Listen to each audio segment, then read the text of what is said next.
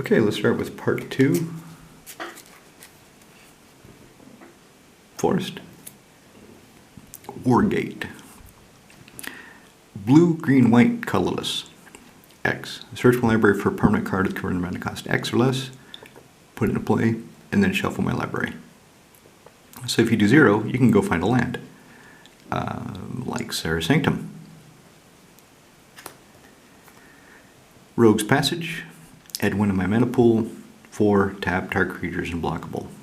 This turn. Be really interesting if they had said, you know, some printing mistake and they had left off this turn. It's just unblockable forever. How are we going to remember that? I don't know, we just will. Sun Titan. 6 for 6/6 vigilance. Whenever he enters the battlefield or attacks, I can return a permanent card with current mana cost 3 or less from a graveyard to the battlefield. Land tax. Beginning of my upkeep. If anybody has more lands than I do, I can search my library for up to 3 basic lands, put them in my hand. I have to show them, of course, but who cares? And the old Brian Snotty, pimpy tax collector. Plains. Battle Grace Angel. Flying, Exalted. I can't remember if 5/4/4/4 was good back in Charge. I think in Standard she got played. I can't remember, I didn't play Standard back then. But in this deck she's pretty damn cool. So, Flying, Exalted, and whenever a creature I control attacks alone, it gains lifelink until the end of the turn. Make a big Rafiq, smash face. Bear Umbra. 4. Enchanted creature gets +2/+2. Has whenever this creature attacks, untap my lands I control, and if he would die, instead I sacrifice the Bear Umbra. If it's damage. Somebody's going to Swords Plowshares him, dismember him. It doesn't work. Forest. Unquestioned Authority. When Unquestioned Authority comes into play, draw a card. And enchanted creature has protection from creatures. Eldrazi Conscription. 8. Enchanted creature gets +10/+10 trample and Annihilator 2.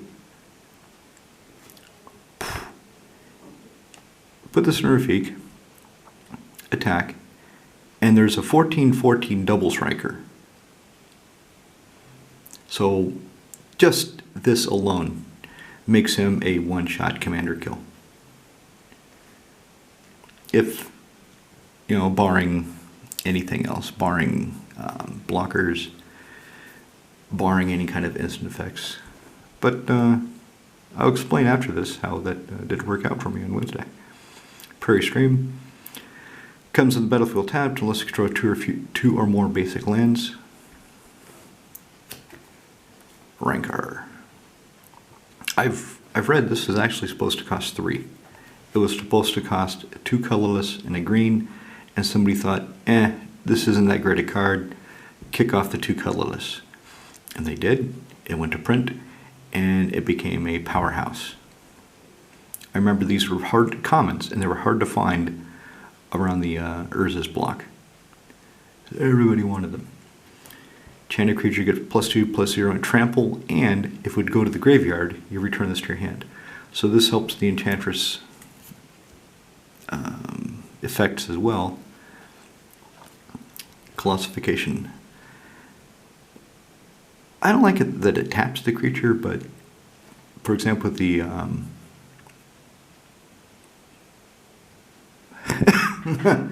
what was it?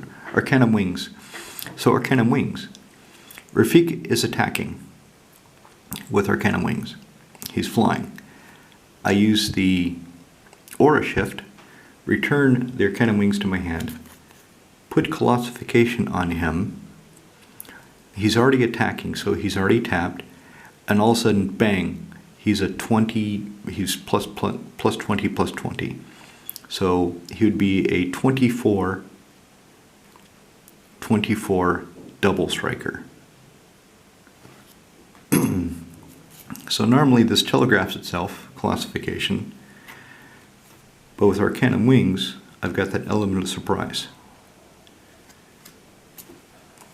Island. We're giving Enchantress. She has Shroud, and whenever I cast an enchantment spell, successfully cast. So this starts getting weird. I've got all these different Enchantress effects, and they all have slight tweaks on the way they work. Some of them trigger on cast, some of them on come into play. She obviously says when they come into play from my hand, when I cast it. So if it comes back from the graveyard, she won't trigger.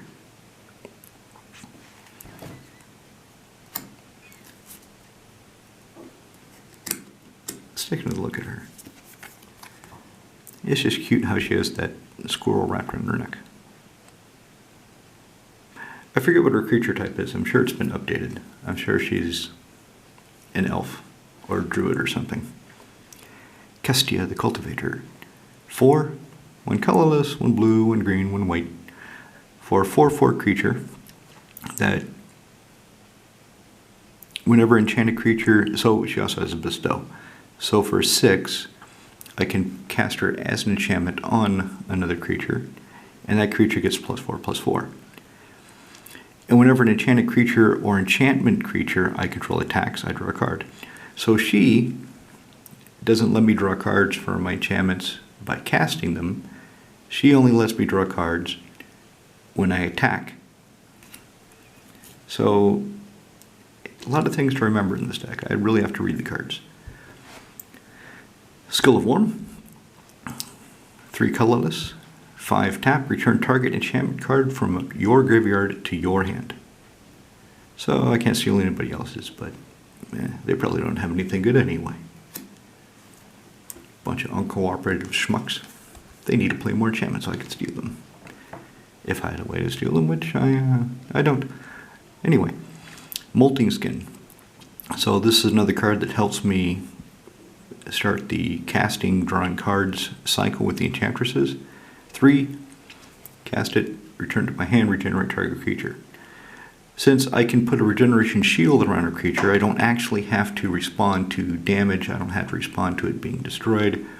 I can just say, at the end of your turn, I create a regeneration shield around Rafiq, put this back in my hand, my turn, cast it again, and however many Enchantresses that trigger of casting, I draw those cards. Traveler's Cloak. 3, when it comes to play, choose a land type. Enchanted creature has land walk of the chosen type, and I get to draw a card when it comes to play. So it does that really nice old frame foil Rebecca Gay art. Pretty.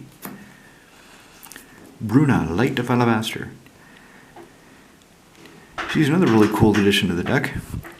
3 colorless, 1 blue, 2 white.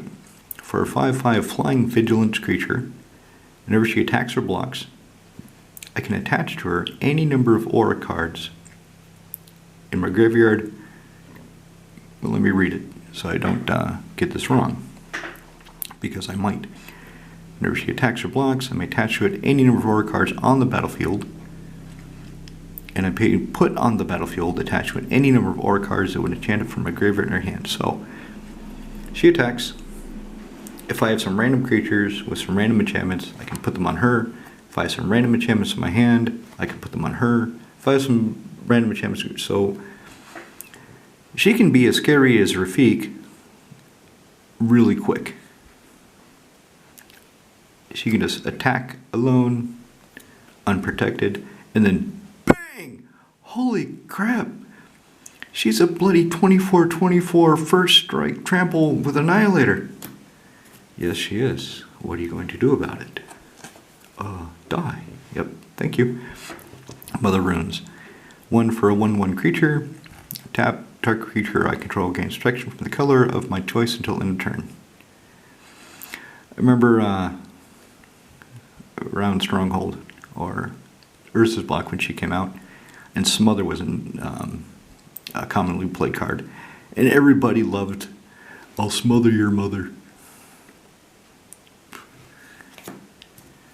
Old joke, never mind. Forest. Eidolon of countless battles. 1, 2 white for nothing. No. He gets +1/+1 for each enchantment I control and for each creature I control. And if I bestow him onto a creature, that creature gets the same thing. +1/+1 for each enchantment I control. Aura. Aura, not enchantment, aura. I had to remember that because the way I play my cards is I put the creature over the aura, and I know I will forget that. Rafiq, you're drunk, go home. So I need to remember that. It only gets the bonus for auras. Planes. Replenish. Return all enchantment cards from my graveyard to play. So all you other people, nope, you don't get anything. This is one of those cards that I really should have spent the extra money at the time and got a foil one. And now it's too late. Now I think foils are 200 to 300 euros. Same with Treachery, which I think are about 500 euros. So a Treachery, 3 colors, 2 blue, comes into play and tap up to 5 lands, and I control enchanted creature.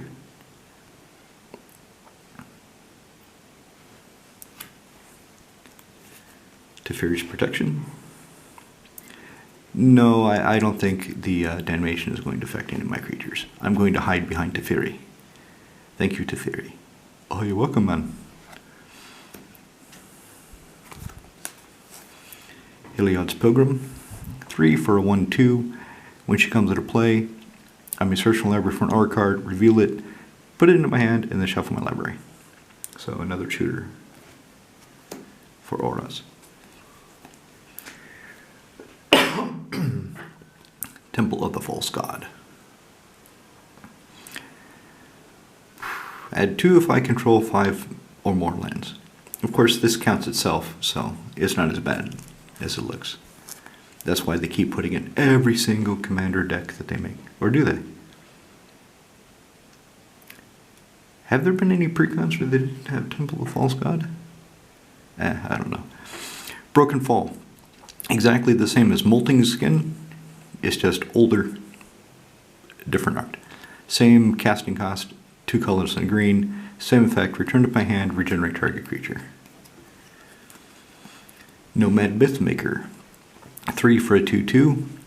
1 white, put target enchantment aura for creatures from a graveyard to play, enchanting a creature I control. So this is a way of getting things back. Plus, I can do this at instant speed. So if my opponents aren't checking my graveyard, not really paying attention, I've got something big in there, I can attack with Rafiq. I can have him tell a story, weave a myth, and then bang, Rafiq gets bigger. Gossamer Chains. Another nice card. Now, this is another one that's in there to restart the Enchantress cycle, to bring it to my hand, cast it, bring it to my hand, cast it, in order to draw more cards from the Enchantresses. But this only triggers if I'm attacked, or if a creature attacks. So this is another good card for political reasons. So somebody is attacking over here, and this guy is defending, and he can't quite defend himself. I can say, hey, if that creature doesn't do any damage to you, you're not going to attack me next turn, right? Okay, deal. So it's a way of advancing the political game, the social aspect of Commander. Core Spirit Dancer. To be honest, I'm not sure. I haven't had her in play. I like the concept, I like the card. I'm not sure how it's going to work in practice, because every enchantment I put on her lets me draw cards, but it's one less count enchantment on Rafiq. So if I have ways of switching the enchantments, which I do, then it becomes more interesting. Also, let's say I don't have another way of drawing a card. I can just put something on her, especially if it's something that I can bounce, or like I said, I can move later. But she also gets +2/+2 for each or attached to her. Well, I understand. So in the future, if they reprint it, they might print a guy. But yeah, it should say attached to her. That's the way I think of it anyway. Sphere of Safety. Very nice in this deck. 4 colors, 1 white. Creatures cannot attack me or planeswalker I control unless the controller pays X for each of those creatures, where X is the number of enchantments I control. I think one game, I couldn't keep Rafiq on the table, but I had something on the order of 12 enchantments. So for anybody to attack me, and it counts itself, keep in mind it counts itself, anybody attack me, that paid 12 per creature. So I wasn't getting attacked much in that game. I don't remember how it ended. That was a few years ago. I just remember I had a lot of enchantments and people are complaining, you can't attack him. Not my fault you don't have removal. Minimal School is a Water's Edge. Untap target legendary permanent. Typically I use this on the Serra Sanctum. Try that again. Tap the Sanctum, add a bunch of white, 1 blue, tap Minimal's Edge, untap Serra Sanctum, add even more white. Alchemist's Refuge. I'm going to cast online cards as though they had flash this turn. Usually somebody else's turn. Not much point in casting it on my turn. Burgeoning. Like I said earlier, this is a good way of getting the lands out of my hand because I should be drawing a lot of cards in this deck. If this deck works, I'm drawing a lot of cards. Whenever an opponent plays a land, you may put a land card for your hand on the battlefield. So typically when this is out, if anybody has played with this or seen it played, did you play a land? Hey, did you play a land in your turn? You didn't play a land? Ah, you uncooperative schmuck. Play a land.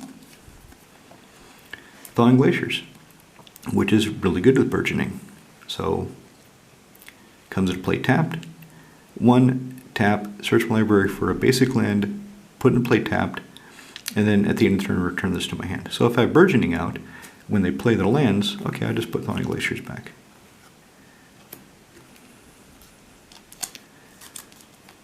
Skybind. 5, 3 colors, 2 white. Whenever Skybind or another enchantment enters the battlefield under my control, exile target non-enchantment permanent. Return the card to the battlefield under its own control at the beginning of the next end step. I'm not really sure how this, I haven't had this in play yet. I really don't know if I'm going to like it or not. Because it's not a may, I have to do it. So if there's just a bunch of things that have entered the battlefield triggers or aren't relevant, it's like, okay, yeah, I'll exile your reclamation stage because I have to.